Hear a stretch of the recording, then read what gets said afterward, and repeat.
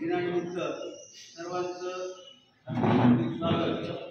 आणि तसेच आपल्या गावामध्ये पीक पाणी करण्यासाठी स्वतः शेतात येऊन बांधावर येऊन त्यांनी पारगाव शिरस येथील शेतकरी इब्राहिम छोटूखा पठाण यांची रब्बी पिकातील गहू या पिकाची यशस्वीरित्या ही पीक पाणी केली आणि त्याचा सातबारा त्यांना उद्या तलाठी कार्यालयातून उपलब्ध होईल।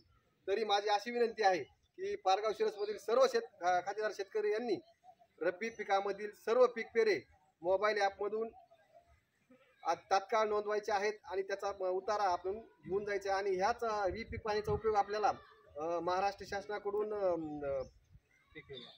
पीक विमा आणि हमी भावासाठी उताराची आवश्यकता लागणार आहे, त्यासाठी त्याचा महत्त्वपूर्ण उपयोग होणार आहे।